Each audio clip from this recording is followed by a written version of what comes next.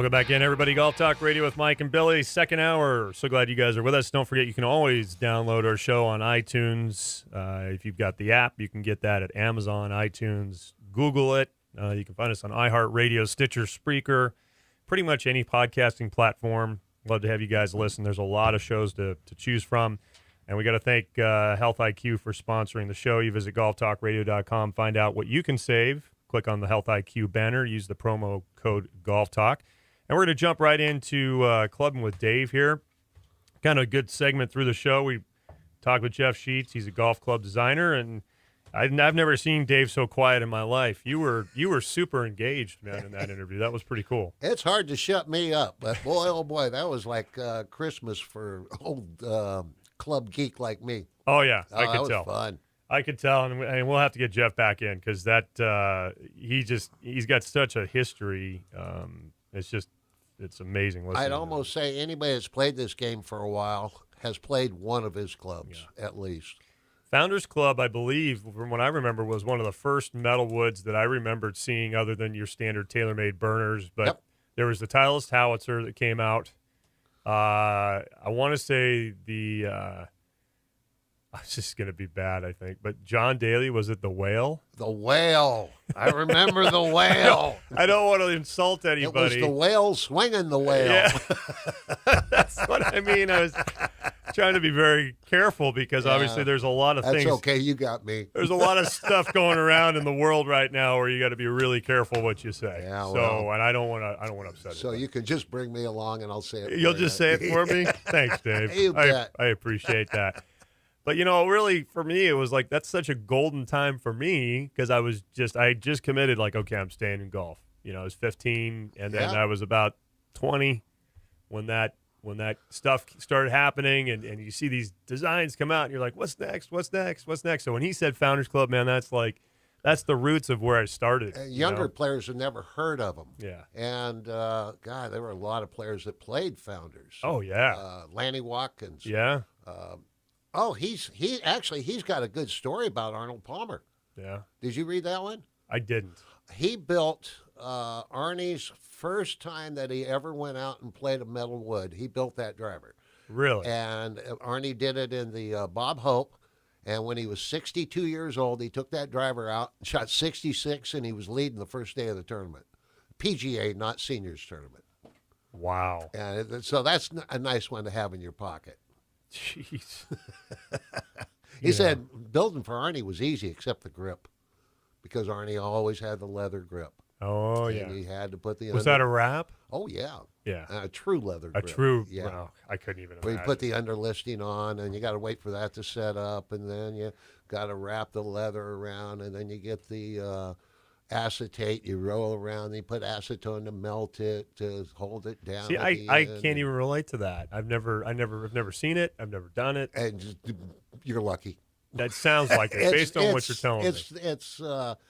It's not just sliding a rubber grip on anymore. Yeah, it doesn't sound like it at all. That doesn't sound pleasant. That's all Arnie ever used to use was leather grips. Yeah, those are awesome stories. Clubbing with Dave, we're in right now. If you guys are looking for your key to better golf, it's Dave Schimantel and Slick Sticks, adjusting loft and lies, club fittings, golf lessons, flight scope. Check out Dave. Call him. He pretty much always answers his phone. And 805-598-9993. 805-598-9993. He does great work with club repair. The reason I say you pretty much always answer your phone is sometimes I call you and then I look down at the time and I go, maybe I shouldn't have called him at this time. And so, don't expect Dave to answer it 24/7 is what I'm saying. Never can, Dave. Yeah, but you never know. I wouldn't expect. Never know. Hey, I wanted to, I thought this was good. I came across this article about understanding golf equipment terms, and being that we had Jeff Sheets on the show in the first hour, and we've got you, and we've talked about a lot of these terms. But these terms get thrown around, and we mentioned earlier in the show, there are a lot of golfers that don't know what these terms mean.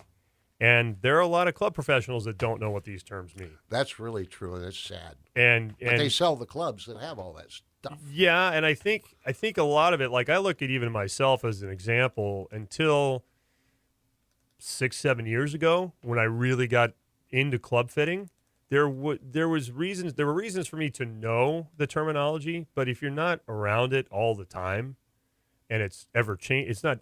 Some of it's evolving. I wouldn't say ever changing, but like you just showed me a wedge where the grind to me looks like it has almost very minimal bounce, but it's got a lot of bounce to it. So the grinds are changing. A lot of things are changing in technology. But when you look at like some of these terms on this list, one of the number one terms that I think is so confused is kick point.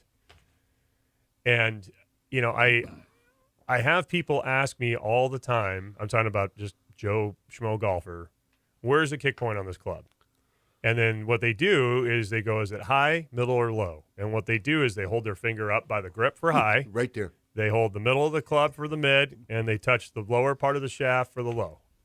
So where is the kick point? How big is it? Your difference is about 1.5 inches. And where? On the shaft. It's not high like it's under your grip, and low that it's 2 inches from the head. Yeah. But it's about 1.5 inches difference. And the kick point, actually, the best way to achieve a desired kick point is to manipulate the tip of the shaft when they're making or they're designing the shaft. And the tip portion, if they can make that real stiff, well, then it's not going to flex more toward the tip. It's going to flex higher in the shaft, which is going to create a lower ball flight. And conversely, so you make a little bit more flexible tip or a softer tip, and that'll lower the flex point, which is going to put a little more spin and hit the ball a little bit higher. The golf shaft is where the shaft naturally bends and stores the power in the swing. Okay. Kick point in the shaft helps dictate the trajectory of the shot coming up the club face. To give an example of how kick point works, increasing the tip stiffness in a driver shaft will lead to a higher bend profile in the shaft. This will produce a higher kick point, thus promoting a lower launching club. Gee, that's what I said.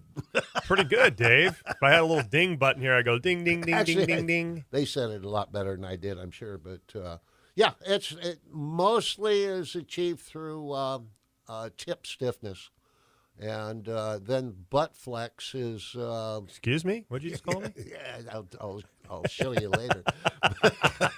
But the flex of the other end of the shaft is manipulated more for feel. And, if they make the butt a little softer, it's going to feel better. Sounds good to It's me. going to have a little smoother feel. A little smoother feel. Yeah. Oh, it's so Never funny. mind. I'll go It's away. interesting because they mentioned, too, that kick point is becoming an antiquated term in golf fitting and tech talk, and that players are focusing much more on launch angle and ball speed. Now, would you agree with that? Yeah, no.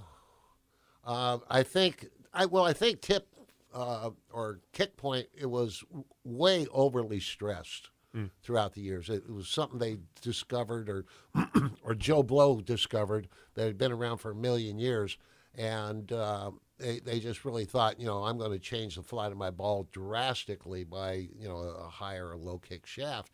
And to be truthful, it's the way you change ball flight is by loft. Yeah. But kick point, does make a difference with spin rate and a little bit with trajectory. So it's something still to pay attention to. I'll ask you this way, before they started moving a lot of the weights or giving a lot of weight options in drivers, like the back weight and now the front weight, side weight, whatever you want to call it. Are you talking about head weight? Head weight. Okay. So, when you have all these different configurations now you can do with weights. And a lot of these weights, there might be 3 weights under the heel or the underside of the driver. And they all have different gram weights. So if you want, like, one comes to mind would be like the Cobra Fly Z that came out. They have weight in the back, weight in the front. You could actually take the weight from the back and put it all the way to the front. Swap them out, yeah. And the thought behind that was that the average golfer would get much more roll. So someone lowers your spin rate when you have your weight up front. Yeah. So someone who is maybe a senior golfer, doesn't swing quite as fast. You see it a lot with a lot of senior players. The ball with their driver tends to pop up in the air, hits the ground, doesn't have a whole lot of roll to it, and a lot of those people are also using higher lofted woods because they have this feeling, I got to get the ball up in the air. I don't have the swing speed. I got to get that ball up there. But I saw like 3 or 4 years ago when Cobra had the Fly Z, it was amazing. We would put that weight in the front, no weight in the back, and people would start getting like 30, 35 yards of roll. I mean, you're sacrificing the trajectory to some aspect. But before these weights were available in these clubs like that, would kick point be the only way that you could create more roll, or was it shaft based, or is it shaft? Well, just club head design. just club head design? Some clubs are low hitting, low spin clubs, and some are high hitting, high spin clubs, and then there's everything in between. And nowadays, they got the adjustable weights, which kind of like kick point. They don't affect ball flight as much as the credence they're given, but they do a little bit, and so. It's a combination of, where the weight is in the head, where the weight is in the shaft. There's shafts that are counterweighted where you got more weight in the butt. And perfect example is that Accelerate shaft that Fujikura has that we've talked so much about. Yeah. It's got its butt counterweighted, not by any weights or anything, but just the way the shaft is constructed. And that gives you a lower swing weight, so although it's, the actual static weight in grams is so much, it'll actually feel lighter because it's got more weight under your hands and less weight in the tip. So Who does that? What kind of player does that benefit, having the butt weight in the grip? Somebody that wants to hit it farther. Would it be someone who maybe has not necessarily strong or weak or high or low? Oh, really? Swingers? Yeah, because with that technology that comes in, probably 6, maybe 7 different weights. I'm just going off the top of my head, but 6 or 7 different weights in every flex, from a lady's flex to a 3X. So you can fit, just about anybody with that same technology, but you just use different parameters of the shaft that will affect different styles of players. Whew. You're doing great, Dave. Hang in there, bud. It's a marathon. He's got to take a swig of water. In case you guys are just joining us. One of these days, I am going to put water in this bottle, too. Yeah. He's just joining assignment, I'll say, for the weekend. And Dave's with Slick Sticks. Check out slicksticks.com or call Dave directly at 805-598-9993. That's the best way. Don't check out slicksticks.com. We got to help you out with that, man. It's floundering. We got to help you out with that. We talked a little bit about swing weight. They say scale. Think of swing weight as a relationship between the weight of the bottom 2/3 of the club to the top third. Do you agree with that? Kind of. I mean, you were just talking about it. Well, swing weight is so over. I got a couple of customers that just have to have a D1 swing weight. Oh, yeah, I hear that all the time. And swing weight is such an ambiguous number that it really means nothing. The only thing I think is important about swing weight is it needs to be constant throughout your irons so that they have the same feel. Kind of like Jeff Sheets was talking about frequency matching shafts, so the clubs will have the same feel. Match the swing weight so they have the same feel. When you swing your 3-iron, it's going to feel like your 8-iron. Yeah. For that, it is important. But I can take a telephone pole, and if I can counterbalance it and move some weights around a little bit, I can have it swing out at C9, which is a very light swing weight. Sound like you've done that before. I've imagined it a couple of times. Is taking a fulcrum point from 14 inches from the butt end of the club and seeing how, not how heavy, but how effectively heavy the head is. Yeah. The longer the club, it's going to become effective. Does that make sense? Yes. Okay, geez. Totally. I'm 1 for 1. That's great. And here's another golf term, compression. Used to be important. Yeah. So go back to the 90s again. The big thing I can remember, especially on Titleist, 90 and 100 compressions. Slazenger. Yep. They'd always had a 90, always had a 100 on it. You occasionally got the ladies' ball that was an 80. Yes, you occasionally had an 80, which was a lady. And nowadays they're making, it was always thought that the stronger player played the 100s. Yes. And a little slower swing speed, play the 90s. Yeah. And, ladies play the, ladies. And that's just the way it was. Yeah. Until manufacturers started really doing a lot of testing and a lot of research and development and using not only just machines but touring pros and amateurs alike. And they found that they're getting compressions down in the 20s nowadays on how soft a golf or how firm a golf ball is. And it's not how firm it is, it's how the ball reacts, how it rebounds. It's not necessarily what squishes it, it's how it unsquishes itself. Now, there's some terminology. Yeah. So they mentioned the compression of a golf ball is measured by the force it takes to flatten the golf ball. That's the squish. That's the squish. Yeah. So, it's fascinating to me. I was going to say one of the turning points. What's another term for that? Durometer. How soft or how firm it is. That's a new one for me. Yeah. Durometer. I'm writing that durometer. How do you spell that? Capital D, period.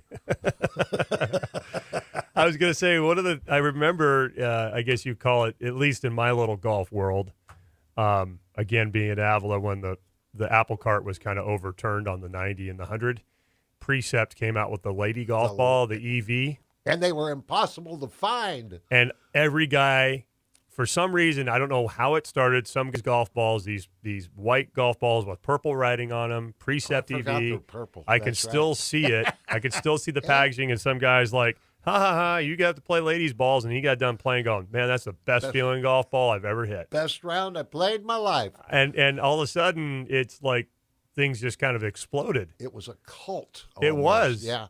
And you, like you said, you couldn't find them. But then there was the holdouts that would not play a ladies' golf ball. Yes. So they created the Laddie.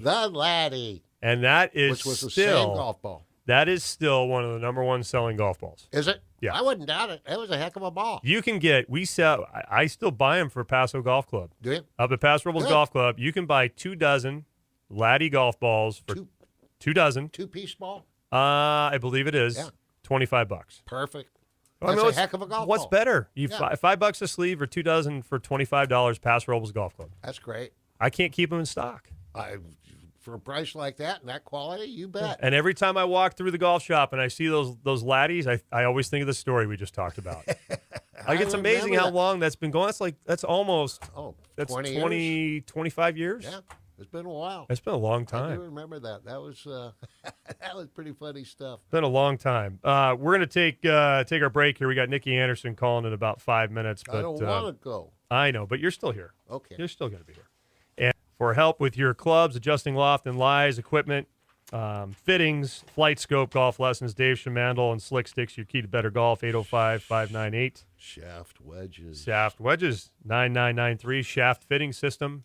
You name it. We also want you guys to check out Health IQ at golftalkradio.com. Visit healthiq.com/golf talk. Use the promo code golf talk to find out what you can save on life insurance today. And we'll be right back with Nikki Anderson calling live from Hawaii. Oh, boy. Talking a little bit more about her Century Tournament of Champions experience on the PGA Tour last weekend. So you guys stay with us. Golf Talk Radio with Mike and Billy right here on the Golf Talk Radio Network.